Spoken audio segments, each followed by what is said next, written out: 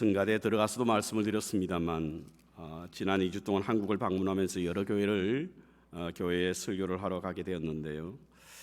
성가대가 우리 교회만 못하더라고요. 여러분들은 지금 대단한 성가대가 있는 교회를 섬기고 있습니다. 우리 교회만 다니니까 다른 교회 성가대를 몰라서 우리 교회 귀중한 걸 잘 몰라서 그렇지요. 참 잘합니다. 그렇죠? 참 은혜스럽게 하는 것 같아요. 열심으로 섬기는 우리 성가대원들 감사하고요. 우리 박수 한번 할까요?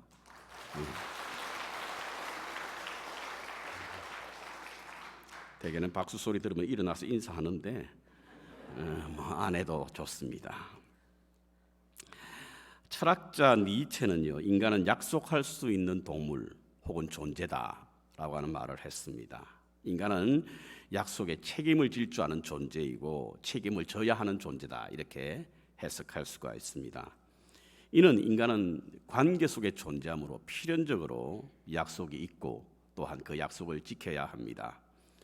그래서 우리는 크고 작은 약속을 하고 있지 않습니까? 물론 새끼 손가락을 걸고 한 약속도 있지만 약속이 있는 공동체 속으로 들어가는 순간 우리는 자연스럽게 직간접적으로 약속의 중심에 있습니다.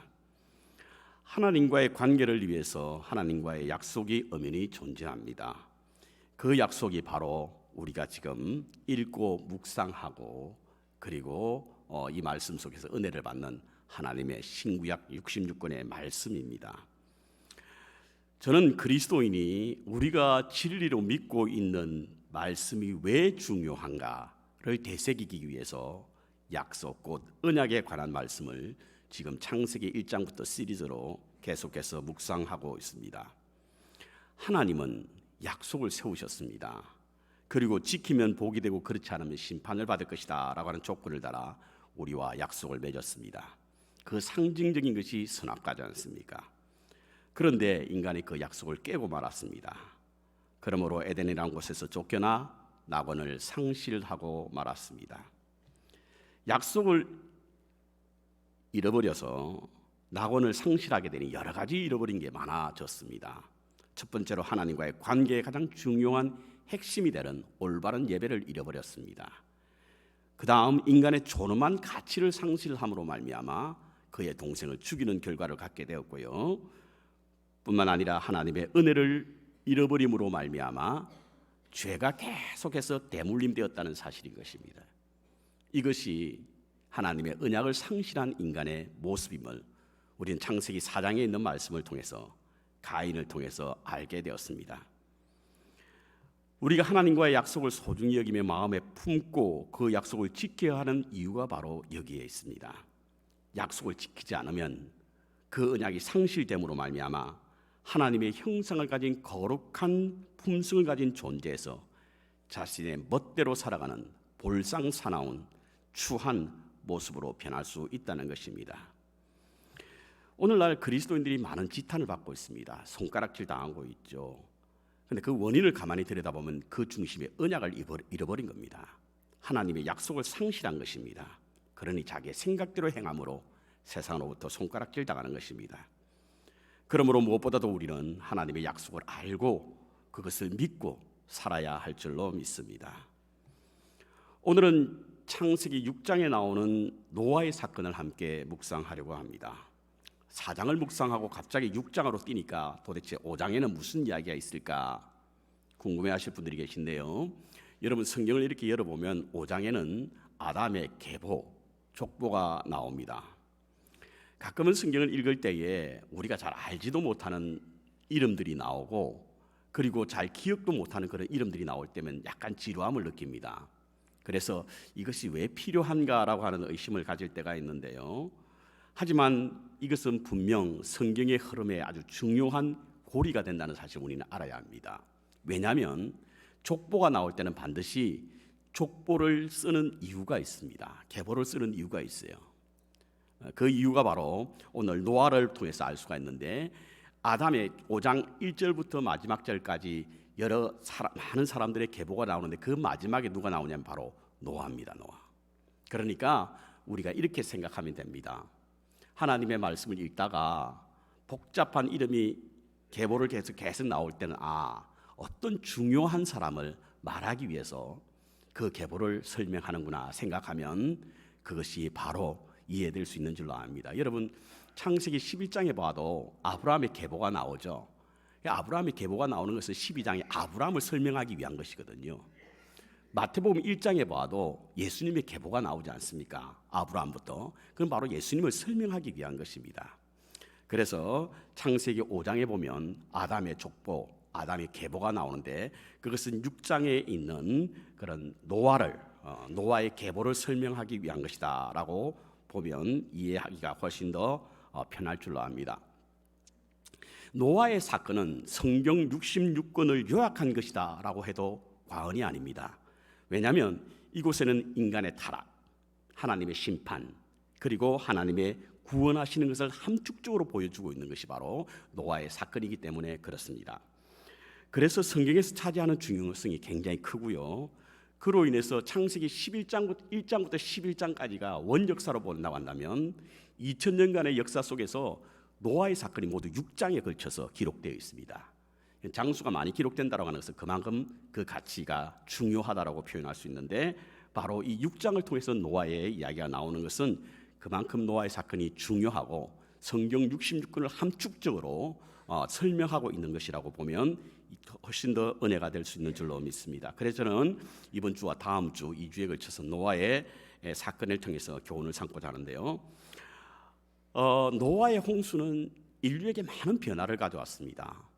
첫 번째로는 먼저 인간의 수명이 단축되었어요. 우리가 흔히 인간의 가장 오래 산 사람을 이야기할 때 969살을 살았던 머두셀라라고 하지 않습니까? 어떤 사람들은 1년을 12개월로 정하지 않고 6개월 정했기 때문에 그렇게 연수가 많았다라고 이야기하는 사람도 있습니다만 그렇지는 않습니다. 그만큼 오래 살았다는 이야기지요. 그런데 홍수 이후로 급격히 그 수명이 줄어들기 시작했습니다. 모세는 120살까지 살았고요. 다윗의 시대는 70이요 강건하면 80이라고 하니까 수명이 급격히 단축되었지 않습니까? 두 번째로 사람들이 비로소 고기를 먹게 되었다라고 9장 3절에 기록하고 있습니다. 그러니까 식생활이 변화가 일어나게 된 겁니다. 어쩌면 이 시대 노아 홍수 이후에 사람이 고기를 먹어야 될 만한 그런 어떤 형편에 이르렀다 이렇게 볼 수 있고요. 마지막으로 사람의 크기가 급격히 줄어들었습니다. 많은 고고학자들에 의해서 발견된 화석의 모양을 따라서 인간이 홍수 이전의 크기를 4m까지 보는 사람이 있어요. 4m까지. 굉장히 크죠. 컸는데 홍수 이후로 사람의 몸집이 굉장히 작아졌다 이렇게 볼 수 있습니다. 이렇듯 노아의 홍수는 인류 전체에 여러 가지로 많은 그런 연관이 있고 그리고 수명, 먹을 것 그리고 신체에 적잖은 변화를 일으키게 되었다 이렇게 볼 수가 있습니다. 자, 오늘 6장을 함께 말씀을 나눌 텐데 여러분 성경을 펴놓고 함께 말씀을 따라 묵상할 수 있기를 바랍니다. 6장을 크게 두 부분으로 나눌 수 있습니다. 1절부터 7절까지는 하나님의 탄식하는 모습이 기록되어 있고요. 8절부터 마지막 절까지 하나님의 은혜를 기록하고 있는 말씀입니다. 그러니까 전반부는 하나님이 인간에 대한 한탄이 묻어있는 장면이고 후반부는 다시금 하나님의 은혜를 베푸시는 장면이 바로 후반절에 나와 있습니다. 그렇다고 한다면 이 홍수는 하나님의 탄식과 하나님의 은혜가 동시에 드러나는 사건이 바로 이 노아의 홍수의 사건입니다. 오늘 하나님의 탄식의 이유와 은혜의 방법에 대한 말씀을 묵상하려고 합니다. 여기에서 우리는 하나님을 탄식하는 일이 없는지를 성찰할 수 있는 지혜가 필요합니다. 동시에 우리가 사는 것이 하나님의 은혜로 말미암은 것이라는 사실을 이 말씀 속에서 찾기를 소원합니다. 먼저 하나님의 탄식의 이유를 한번 보겠습니다. 탄식의 이유가 3절에 이렇게 말씀하고 있습니다. 우리 3절을 한번 다 같이 보시죠. 6장 3절에 여호와께서 가라사대 나의 신이 영원히 사람과 함께 하지 아니하리니 하나님의 신이 하나님의 영이 영원히 사람과 함께 하지 않는다. 이것이 바로 한탄의 이유였다는 것입니다. 왜죠? 이는 그들이 육체가 됨이니라 이렇게 표현하고 있습니다. 그들이 육체가 되었기 때문에 하나님이 한탄하셨다는 이야기인 것입니다. 여기서 말하는 육체, 바사르라고 하는 이 말은요 단순히 육체가 아니라 죄의 영향으로 사악하게 된 타락한 육체라고 하는 뜻을 가지고 있는데요, 로마서 8장 6절에 나와 있는 사망에 이르게 하는 육체를 의미하는 것입니다. 사람은 근본적으로 하나님의 생기로 만들어졌기 때문에 하나님의 영이 거해야만 하나님과의 교제가 이루어지고 소통하게 되며 영적 인격을 갖춘 사람이 될 수 있습니다. 그런데 하나님의 영이 떠나면 하나님과의 관계가 단절된 동물과 전혀 다를 바 없는, 육체는 살아있으나 영으로 죽은 존재가 될 수밖에 없습니다. 본문에 나오는 사람들은 하나님의 영이 떠났고 그래서 육체가 되었고, 그러자 삶이 급격하게 타락하기 시작한 것입니다. 오늘 5절에 보니까 사람의 죄악이 관영하고 생각과 모든 계획이 악했다.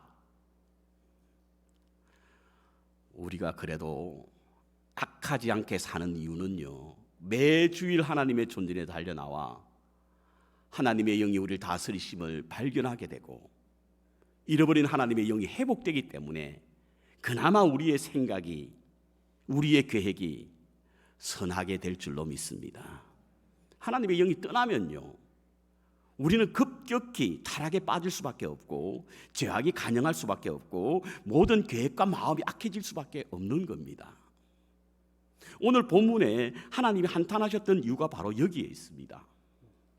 그럼 왜 그들이 하나님의 신이 떠나게 되었을까? 2절을 보겠습니다. 2절.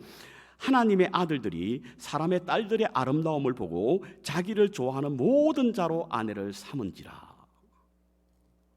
하나님의 아들들이 사람의 딸들의 아름다움을 보고 그 아내로 삼았다. 도대체 하나님의 아들은 누구이며 사람의 딸은 누구인가? 이 논쟁은 지금까지 계속되고 있습니다. 신학자들 간에. 저는 오늘 이 시간에 그 논쟁을 좀 피하려고 합니다. 준비했다가 설교 분량이 너무 많아서 빼버렸습니다. 성경 공부 시간이나 다른 시간에 이것을 설명할 기회가 있기를 바랍니다.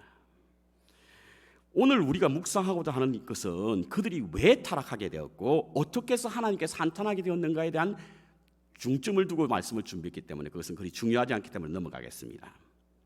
사람의 딸이 누가 되었든지 간에 하나님의 영이 떠나게 된 이유는 하나님 눈에 보시기에 적절하지 못한 사람을 아내로 삼았다는 겁니다.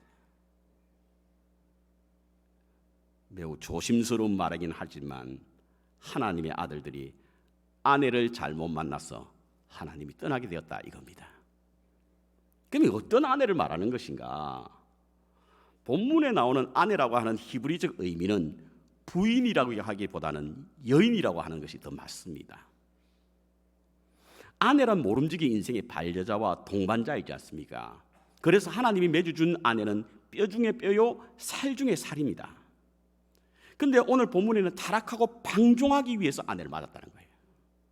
음란한 것을 위해서 이 아내를 여인을 아내로 맞았다는 이야기죠. 아내로 선택했다는 것입니다. 그래서 2절에 보면 그들이 선택한 기준이 어떤 것이었죠?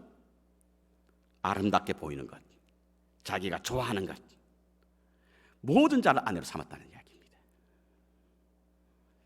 하와가 에덴 동산에서 선악과를 보고 보암직도 하고 먹음직도 하고 먹기에 탐스럽기까지 했기 때문에 그가 유혹을 받아 하나님의 약속을 잃어버리고 깨어진 것처럼 그들은 자기의 눈에 세상적인 가치로 그 눈에 보기에 좋은 것을, 좋은 여인을 아내로 삼았기 때문에 곧 여인을 동반자로 여긴 것이 아니라 육체적 사랑을 위해서 아내를 맞았기 때문에 하나님의 영이 떠났다는 이야기인 것입니다. 여러분, 삼손이 드릴라를 사랑했을 때 하나님의 영이 떠났던 적이 있지 않습니까? 그래서 이것을 이제 마태복음 24장에는 예수님께서 이렇게 말씀하고 있는데요. 홍수전에 노아가 방주에 들어간 날까지 사람이 먹고 마시고 장가들고 시집가고라고 표현을 하고 있습니다. 이 말은 무엇입니까? 그들이 타락했다는 겁니다. 하나님을 생각지 않고 인간의 생각으로 방종했다는 뜻입니다. 그것이 하나님이 떠나게 되었던 이유라고 하는 것입니다. 하나님의 탄식은 하나님의 영이 떠났을 때 임하는 것입니다. 이는 아담의 타락에서부터 시작된 인간의 죄가 점점 더 커져서 극에 달하여 하나님과의 관계가 단절되고 세상을 사랑하며 세상의 아름다움을 쫓고 자신이 좋아하는 모든 것을 가지는 사람에게서 떠난 것입니다. 그래서 인류를 창조하시고 참 좋았더라. 하나님은 당신이 창조하시고 나서 그렇게 좋아할 수가 없었어요. 너무 좋으셨던 것 같아요. 그렇게 좋아하셨던 세상을 보시고는 한탄하시고 마음에 근심을 하셨다라고 오늘 본문은 기록하고 있습니다. 신약에도 예수님께서 탄식하셨던 장면이 나오지요. 그것은 바로 예루살렘을 보시고 크게 우셨습니다. 그 이유가 뭐죠? 하나님의 거룩한 성전에 하나님의 영광을 떠나고 외식과 윗선으로 가득한 죄의 도성이 되었기 때문에 주님은 그렇게 탄식하며 눈물을 흘리신 것입니다. 그럼 우리 교회는 어떨까요? 하나님의 탄식의 소리가 들리지 않아야 될 줄로 압니다. 이렇게 탄식하며 근심하셨던 하나님의 결정은 바로 심판입니다. 원인에는 반드시 결과가 있는 것이 공이지 않습니까? 하나님은 당신의 공의를 드러내시는데 그래서 세상을 물로서 심판하십니다. 우리는 하나님이 창조하셨을 때에 세상을 어떻게 만드셨는지 기억합니다. 마치 패스트푸드점에 가서 뭘 하나를 오다고 픽업하듯이 그렇게 하지 않으셨습니다. 하나님의 전능하시면 하루 만에 모든 것을 다 만드실 수 있었지만 하나를 만드시고 또 하루를 보내시고 하나를 만드시고 또 다른 하나를 보내셨습니다. 매우 소중하게 여기셨고 만드신 후에는 크게 기뻐하셨다고 하는 것입니다. 그런데 그렇게 공들여 만든 세상을 썰어버리고자 하시는 하나님의 마음이 어떠했을까요? 하나님은 악인을 심판하는 것을 원하지 않습니다. 악인이 회개하고 돌아오기를 원하십니다. 에스겔서 33장 11절에 보면 주 여호와의 말씀에 나의 삶을 두고 맹세하노니 나는 악인의 죽는 것을 기뻐하지 아니하고 악인이 그 길에서 돌이켜 떠나서 사는 것을 기뻐하노라. 하나님께서는 악인일지라도 죽는 것을 기뻐하지 않는다고 했는데 그래서 돌이켜 돌아오기를 기다리는데 오늘 본문에 있는 노아가 사는 이 동네는 그러지 않았다는 이야기지요. 인류는 그러지 않았다는 겁니다.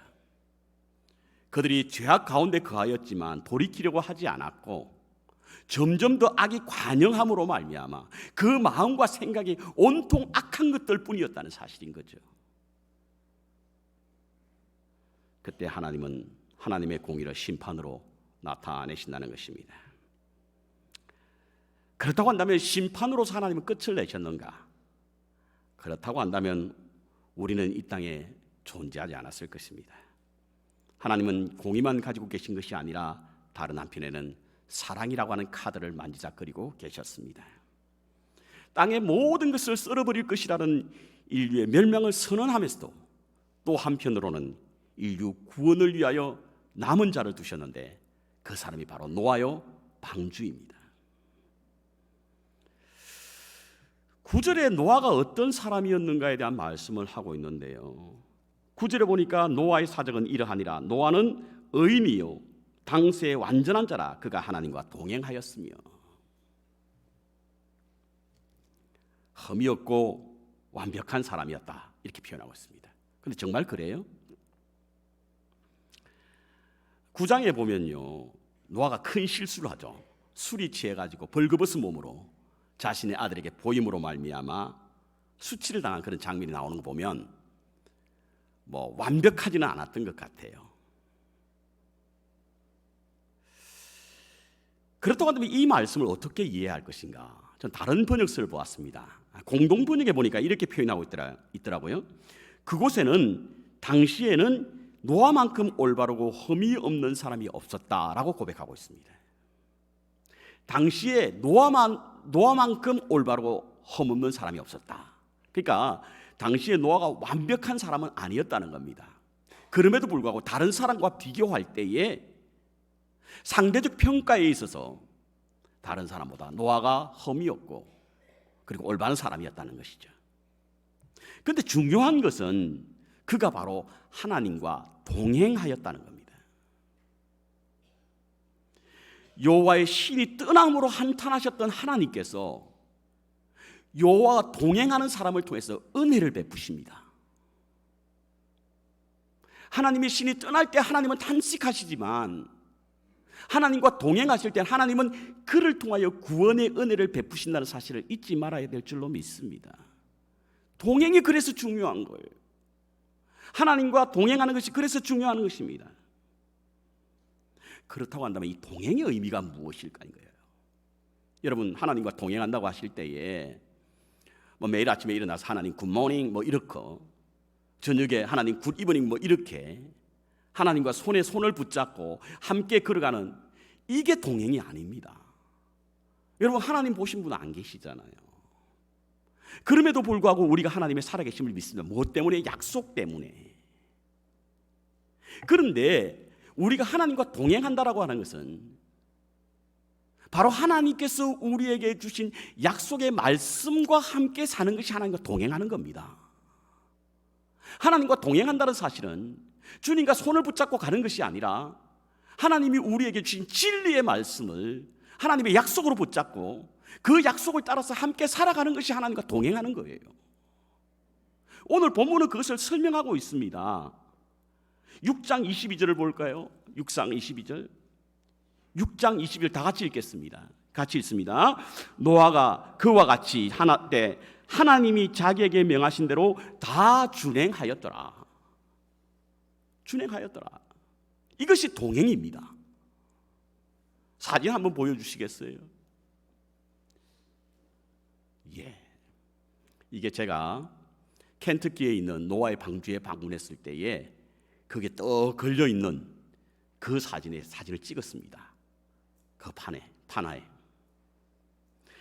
하나님과 함께 생활했던 이 노아는 하나님이 자기에게 명하신 대로 다 준행하였다는 거예요.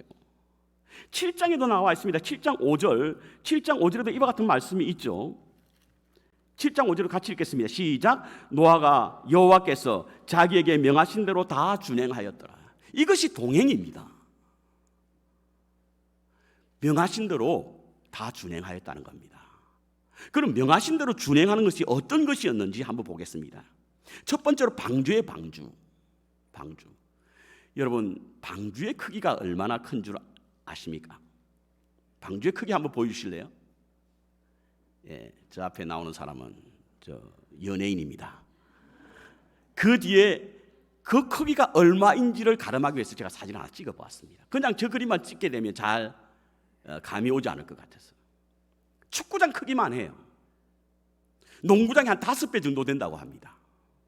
1, 2, 3층으로 되어 있는데요, 저와 집사람이 방문했을 때는 시간이 없어서 빠른 걸음으로 봤기 때문에 한 3시간 정도 볼 수 있었지만, 저걸 제대로 꼼꼼히 보려고 하면 하루 종일 봐야만 하는 그만큼 큰 그런 방주입니다. 이것을 하나님이 지으라고 한 거예요. 아니, 우리의 이해로는 도무지 납득이 가지 않습니다. 아니, 방주를 짓는데 뭘 그렇게 크게 짓느냐는 거예요. 그때에 노아가 어떻게 했다고요? 말씀대로 준행하였더라. 우리의 생각은 어리석을 수 있습니다, 여러분. 말도 되지도 않는 이야기예요. 그럼에도 불구하고 하나님이 저렇게 지으라고 말씀하셨을 때 준행하였더라는 거예요. 준행하였더라. 이것이 하나님과 동행입니다, 여러분. 뿐만 아닙니다. 방주에 짐승을 넣으라고 했는데요, 7장 4절에 보니까 성경에는 비가 동물이 들어간 후에 7일 후에 내렸다는 거예요. 그런데 성결한 것 암수를 7쌍씩 넣고 부정한 것은 2씩 방주 안에 들어가라고 했는데, 동물이 들어갈 때만 해도 빗줄기 하나 보이지 않았어요. 구름 한 점 없었습니다. 넣고도 7일 후에 비가 내렸다니까요. 이게 납득할 수 있는 일입니까? 이해할 수 있는 부분이에요. 하나님이 뭔가 잘못 알고 계신 게 아니었는가? 내가 잘못 들은 것은 아닐까? 한 번쯤은 의심에 찬 그런 마음을 가질 수 있었음에도 불구하고 노아가 어떻게 했다고요? 준행하였더라. 이것이 바로 하나님과의 동행입니다. 우리는 살아계신 하나님과 동행한다고 말을 하는데요, 동행이라고 하는 본질적 의미는 살아계신 하나님의 약속의 말씀을 붙잡고 그것에 준행하며 살아가는 것이 바로 하나님과의 동행이라는 사실입니다. 저는 저와 여러분이 하나님의 약속의 말씀을 붙잡고 그 말씀대로 준행함으로 하나님과 동행하는 기쁨을 누리시기를 주님의 이름으로 축원합니다. 그렇다고 한다면 어떻게 동행할 수 있었을까? 이겁니다. 노아가 어떻게 동행할 수 있을까? 성경에는 이 은혜라고 하는 단어가 참 많이 나옵니다. 교회는 은혜라는 말을 참 많이 쓰고요. 그런데 이 은혜라고 하는 단어가 처음 나오는 것이 바로 오늘 본문 6장 8절에 나오는 단어입니다. 1장부터 6장까지는 은혜라는 단어를 볼 수가 없어요. 그런데 6장 8절에 와서 비로소 은혜라고 하는 단어를 씁니다. 8절에 노아는 여호와께 은혜를 입었더라. 이는 노아의 순종이 은혜를 입었기 때문에 가능했다는 이야기입니다. 방주를 짓는 날 동안 하늘에는 홍수가 아니라 보슬비도 보이지 않았습니다. 그러자 사람들이 얼마나 조롱했겠습니까? 노아가 뭔가 정신이 빠진 사람이다, 제정신이 아니야, 얼마나 많이 조롱했겠습니까? 그럼에도 순종할 수 있었던 것은 뭐죠? 하나님의 은혜를 입었기 때문이에요. 여러분, 은혜를 받으면 무슨 큰일이 일어날 것처럼 생각되지만 아닙니다. 사업이 잘 된다든지 권세를 누린다든지 명예를 얻는다든지 혹은 자녀들이 형통케 되는 그런 세상적인 어떤 덕을 보는 것이 은혜가 아니에요. 은혜를 입은 사람들에게 가장 두드러지게 드러나는 것은 하나님의 약속을 소중히 여기고 그 말씀에 순종하는 자가 바로 은혜를 받은 자입니다. 은혜를 받은 자에게 두드러지게 나타나는 것은 내가 은혜를 받았다고 영적 우위를 나타내기 위해서 이상한 행동을 하거나 말을 하는 것이 아니라 하나님의 말씀을 붙잡고 하나님의 은혜를 입었으니 하나님과 동행, 곧 하나님의 말씀에 순종하는 것이 은혜를 받은 자에게 두드러지게 드러나는 특징이라는 사실을 우리는 잊지 말아야 합니다. 여러분, 그렇게 순종하였더니, 은혜를 입고 그렇게 순종하였더니 어떤 현상이 벌어졌습니까?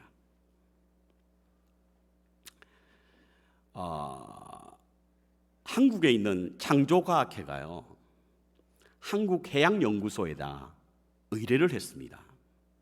한국해양연구소는 세계적으로 권위가 있는 연구소입니다. 왜냐하면 한국에는 조선업이 굉장히 발달되어 있지 않습니까? 세계 1위거든요. 그러니까 한국해양연구소도 세계적인 권위를 가지고 있습니다. 그곳에다 노아의 방주에 대하여 의뢰를 했습니다. 한 40분의 1 크기로 만들어서 왜 이렇게 만들 수밖에 없었는가에 대해서 실험을 이탁한 겁니다. 근데 그 결과를 가지고 온 내용이 참 놀랍습니다. 이렇게 만들 수밖에 없었던 이유가 있었다는 거예요. 그렇게 만들었더니 40m의 높이의 파도에도 견딜 수 있다는 거예요. 그렇게 구조가 되어 있다는 겁니다. 이 말은 곧 이 폭풍이 와서 물이 뒤집혀지지 않도록 만들었다는 겁니다. 지금 저 장면은요, 여러분 잘 보이지 않지만 저게 이제 켄터키에 있는 노아 박물관에서 찍어온 사진인데요.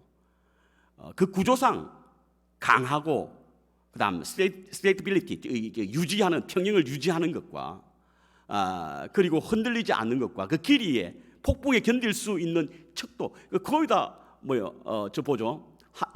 1에서 10까지 이렇게 나와 있는데 끝까지 나와 있는 것은 그 정도로 강한 그런 것을 의미하고 있는 거거든요. 이와 같은 구조로 만들었다는 겁니다. 사람의 계산과 사람의 방법으로 노아를 볼 때는 참으로 이해할 수 없었지만 알고 보니까 하나님이 이와 같은 계획과 섭리가 있었기에 이와 같이 만들려고 한 겁니다. 그런데 노아가 불순종했다면 어떻게 되었겠어요? 자기의 생각대로 방주를 만들었다고 한다면 어떻게 되었겠습니까, 여러분? 견디지 못하고 그 방주는 파산되고 말았을 겁니다. 하나님께서 우리의 생각에는 어리석게 보인다고 할지라도 우리의 생각과 하나님의 생각은 다르고요, 하나님의 지혜는 우리가 따를 수 없는 것인데 우리는 자꾸 우리의 지혜대로 살려고 하고 우리의 생각과 우리의 방법과 우리의 경험대로 살려고 하니 하나님의 약속이 우리 가운데 성취되지 못하는 것 아니겠습니까? 동행한다라고 하는 의미는 바로 하나님의 말씀이 우리의 생각에 때로는 어리석어 보인다고 할지라도 그것에 순종하는 것이 은혜를 입은 자요 하나님과 동행하는 것이라고 한다고 한다면 순종하게 될 때 하나님의 계획과 섭리는 이와 같이 이루어지는 줄로 믿습니다. 이와 같이 이루어지는 거죠. 그래서 하나님이 이렇게 만들려고 한 것입니다. 하나님의 은혜를 입은 자가 순종했을 때 노아의 방주는 구원의 방주가 되었고 하나님의 역사 속에서 쓰임받는 도구가 되었던 것입니다. 저는 한국 방문 중에 텀을 내어서 영화를 몇 편 봤습니다. 그 중에 하나가 뭐냐면 Yesterday라고 하는 영화입니다. Yesterday. 비틀즈의 노래를 제목으로 삼은 영화이기 때문에 Yesterday 노래 속에서 어떤 담긴 이야기, 따뜻한 이야기가 있을 것 같다는 기대 속에서 갔습니다. 극장에 가보니까 저와 비슷한 중장년들이 나와서 옛날에 비틀스의 향수를 느끼기 위해서 온 것으로 보였는데요. 그런데 내용은 기대와 좀 달랐습니다. 내용이 한 무명의 시골 교사가 동료이자 매니저이라는 여자친구로부터 우연히 기타 하나를 선물로 받습니다. 좋은 기타다 보니까 이 좋은 기타는 좋은 노래를 하나 불러야 한다 라고 하면서 불렀던 노래가 Yesterday입니다. 근데 사람들이 깜짝 놀라는 거예요. 그 노래가 어디서 나왔지? 너가 작곡한 거야? 이렇게 나오는 거예요. 이 주인공은 사람들이 Yesterday라고 하는 노래를 모르는 것을 이해를 못했습니다. 아니 그 노래 몰라? 처음 듣는 노래야. 그러자 이 주인공은 그때부터 Yesterday를 부르면서 사람들의 시선을 집중시킵니다. 뿐만 아니라 비틀즈가 불렀던 많은 노래들을 기억을 꺼내어서 그 노래를 바이블해서 부르기 시작한 거예요. 사람들이 막 한화가 대단한 거죠. 위대한 작곡가가 나타났다 이렇게 생각했습니다. 그래서 가는 곳곳마다 구름대와 같이 관중들이 모이죠. 그런데 이 주인공의 마음속에는 항상 불안함이 있습니다. 누군가는 이 비틀즈의 노래를 알게 될 것이다. 그때 되면 자기는 위기에 겪게 될 것이다 라고 하는 사실을 알게 됩니다. 어느 날 청중 가운데 두 사람이 자기를 유심히 쳐다보는 두 사람이 있었는데 그 사람의 방문을 받습니다. 가슴이 철렁했습니다. 드디어 들켰구나. 자기의 속임수가 이제는 들켰겠다 생각한 그는 가슴 철렁하게 내려앉고 있는 가운데 그 사람이 문을 열고 들어와서는 하는 말이 그럽니다. 계속해서 비틀즈의 노래를 불러주십시오. 사람들은 지금 현대 음악에서 비틀즈 점점 잊어가고 있는데 잊지 않기 위해서 계속 불러주십시오. 저는 그때 Yesterday라고 하는 노래가 단순하게 어제 혹은 과거라고 하는 의미도 있지만 그곳에는 바로 기억이라고 하는 의미도 있구나. 기억이라고 하는 의미도 있구나. 오늘날 세상에는요, 진리에 관한 관심은 사라집니다. 대신에 얼마나 실용적인가, 그리고 얼마나 새로운 것인가, 이것에만 관심이 많아요. 그러다 보니까 강단에는 하나님의 약속의 말씀은 점점 사라지고 어떻게 하면 잘 살게 될 것인가, 그것을 선포하고 끊임없이 새로운 것을 찾아놨습니다. 그러나 해 아래 새 것이 어디 있습니까? 점점 더 하나님의 약속만 희미해질 뿐입니다. 잊는다라고 하는 것은 정말로 잃어버리는 겁니다. 잊는다라고 하는 것은 잃어버릴 수 있습니다. 약속을 잊어버리면 곧 약속을 잃어버리는 것입니다. 약속을 잃어버리면 사람은 모두 자신의 소견대로 행하는 탐욕적인 사람이 될 수밖에 없고요, 하나님의 영은 떠납니다. 이때 하나님은 탄식하십니다. 하지만 하나님의 약속의 말씀을 굳게 믿고 그 은혜를 입으면 하나님과 동행하는 삶을 살게 되므로 하나님의 구원을 이루게 될 줄로 믿습니다. 우리는 노아처럼 살아야 하고 우리 교회는 방주와 같아야 합니다. 때로는 말씀대로 산다라고 하는 것이 어떤 사람들의 눈에는 매우 어리석어 보이고 미련해 보일 수 있습니다. 그래서 우리는 우리의 지식으로 이해하기 힘들고 받아들이기 무리한 말씀이라고 느낄 수도 있습니다. 그럼에도 불구하고 하나님의 약속을 믿고 말씀대로 준행하면 하나님과의 동행의 기쁨을 누릴 수 있을 뿐만 아니라 인류를 향한 하나님의 구원의 큰 뜻과 거룩한 사랑을 선포하는 노아와 방주가 될 수 있다는 사실을 믿으시기 바랍니다.